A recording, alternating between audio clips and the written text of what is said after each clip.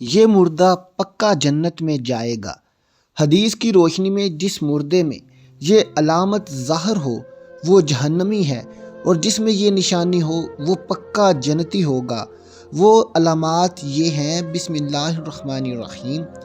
مرنے والا انسان عورت ہو یا مرد، اس مردہ انسان میں اگر یہ نشانی ظاہر ہو جائے تو سمجھ لینا اللہ رب العزت نے اس کو جنت عطا کر دی۔ اگر قرآن مجید اور سنت نبوی کی معلومات ہوں تو پتہ کیا جا سکتا ہے کہ مرنے والا انسان جنتی ہے یا جہنمی، کیونکہ مرنے والے انسان کی آخری سانسوں میں یہ آواز نکلے جیسے گلے میں کوئی چیز اٹکی ہوئی ہو، جیسے جانور کو ذبح کرتے وقت اس کے گلے سے گھراہٹ کی آواز نکلتی ہے، تو سمجھ لینا اس انسان کی قبر میں حالات اچھے نہیں ہوں گے۔ یہ قطعاً نہیں کہا جا سکتا کہ یہ مرنے والا شخص جہنمی ہے، البتہ حالات کشیدہ ہیں۔ اس مرنے والے شخص کے رشتہ داروں اور دوست احباب اس کے لیے کثرت سے مغفرت کی دعا کیا کریں۔ مرنے والا جنتی انسان کی 3 علامات ہوتی ہیں، یعنی کہ جب آخری سانس ہو یہ 3 علامات ظاہر ہوتی ہیں۔ نمبر 1، مرنے والے شخص کے ماتھے پر ہلکا ہلکا پسینہ نمودار ہو جائے۔ یہ نشانی علماء اور فقہ نے اس نشانی کو جنتی ہونے کا سبب بتایا ہے۔ نمبر 2، مرنے والے شخص کے ناک کے نتنے پھول جائیں، یہ بھی اچھی علامت ہے اور جنت کا مستحق ہے۔ نمبر 3، مرنے والے شخص کی آنکھوں میں آنسو نظر آ جائیں تو سمجھ لینا یہ شخص بھی جنتی ہے، مگر اس کی زبان سے کلمہ طیبہ لا الہ الا اللہ محمد رسول اللہ پڑھنے والے کا اللہ رب العزت نے اس کے لیے جنت واجب کر دی ہے۔ نبی کریم صلی اللہ علیہ وسلم کا ارشاد گرامی ہے: اس انسان کی مومن والی قسمت ہے۔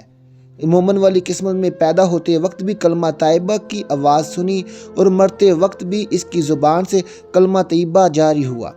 وہ انسان جتنا بھی گناہ گار ہو، قیامت والے دن اللہ رب العزت اس کی بخشش فرمائیں گے اور اسے جنت عطا فرمائیں گے۔ اب تو ایسی موات ہیں، ایک شخص کے مرتے وقت کلمہ طیبہ کا ورد جاری ہوتا ہے اور دوسرے انسان کی موت کے وقت اس کی زبان سے کلمہ طیبہ جاری نہیں ہوتا۔ ان دونوں وجوہات پر حدیث سنت کی روشنی میں چند باتیں ملاحظہ فرمائیے۔ نمبر 1، حدیث نبوی ہے کہ جو شخص کثرت سے مسواک کرتے ہیں مرتے وقت ان کی زبان پر کلمہ طیبہ جاری ہوگا۔ حضرت سیدنا عائشہ صدیقہ رضی اللہ تعالیٰ عنہا فرماتی ہیں، ایک دن آپ صلی اللہ علیہ وسلم نے فرمایا مسواک کرنا موت کی صفائی کا سبب ہے اور اللہ رب العزت کی خوشنودی حاصل کرنے کا ذریعہ ہے۔ نبی کریم صلی اللہ علیہ وسلم اس کی تاکید فرماتے ہیں اور اس کی اہمیت ظاہر کرتے ہیں۔ فرماتے ہیں، اگر مجھے امت کی مشقت کا خدشہ نہ ہوتا تو میں ہر انسان کو حکم کرتا ہر نماز کے وقت میں مسواک کیا کرے۔ حضرت سیدنا عائشہ رضی اللہ تعالیٰ عنہا فرماتی ہیں، جو شخص مسواک کر کے نماز پڑھتا ہے اور بغیر مسواک کے نماز پڑھنے سے 70 گنا زیادہ ثواب اسے ملتا ہے۔ نمبر 2، جو شخص کسی طرح ہمیشہ اور ہر وقت وضو میں رہتا ہے مرتے وقت اس کی زبان پر کلمہ طیبہ جاری ہوگا۔ حضرت انس رضی اللہ تعالیٰ عنہ فرماتے ہیں، میں ایک دن آپ صلی اللہ علیہ وسلم کے پاس بیٹھا تھا۔ آپ صلی اللہ علیہ وسلم نے فرمایا، اے انس، ہو سکے تو باوضو رہا کرو، کیونکہ حضرت اسرائیل علیہ السلام جب کسی کی روح قبض کرتے ہیں اور وہ باوضو ہو، اس مرنے والے روح کو شہید کا درجہ دیا جاتا ہے۔ نمبر 3، اپنے ماں باپ کی با ادب فرما بردار اور تابع دار اولاد پر مرتے وقت ان کی زبان سے کلمہ طیبہ جاری ہوتا ہے۔ مرنے والے کو اس وقت تک کلمہ نصیب نہیں ہوگا جب تک اس کے ماں باپ اپنی اولاد کو معاف نہ کر دیں۔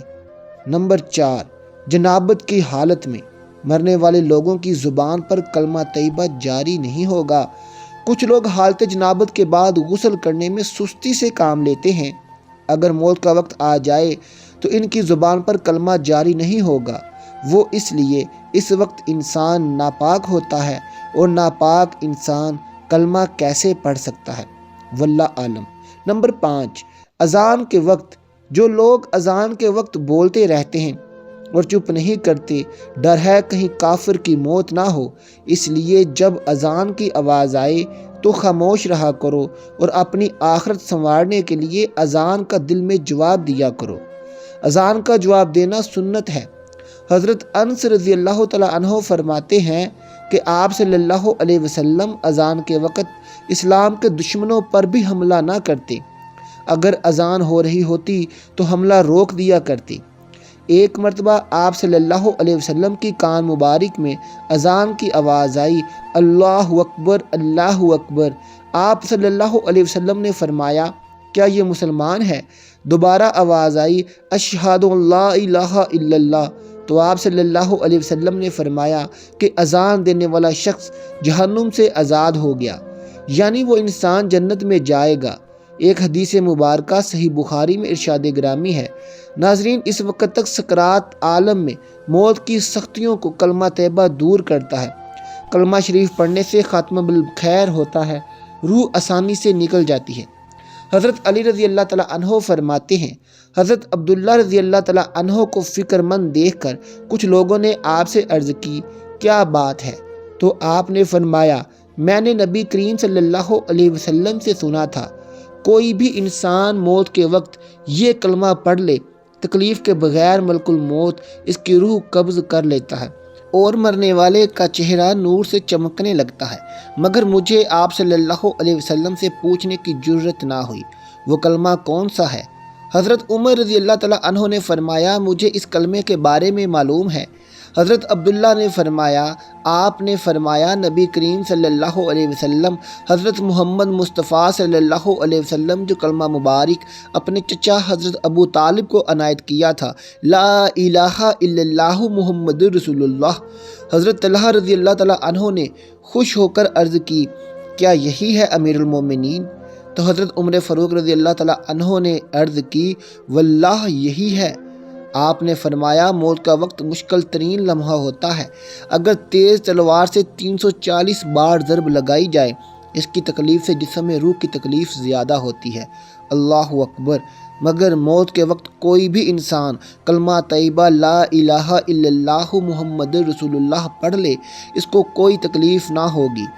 ہمیں چاہیے اپنے ان چند دن کی زندگی میں کلمہ طیبہ کی عادت ڈالیں اور کلمہ طیبہ کا ورد کرتے رہا کریں، تاکہ مرتے وقت ہماری زبان پر کلمہ طیبہ لا الہ الا اللہ محمد رسول اللہ جاری ہو سکے۔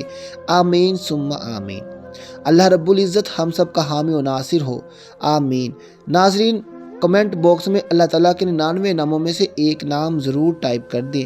ملتے ہیں آپ سے اپنی اگلی ویڈیو کے ساتھ، تب تک اپنا بہت خیال رکھیے گا، ویڈیو دوستوں میں شیئر کر دیجیے گا۔ اللہ حافظ۔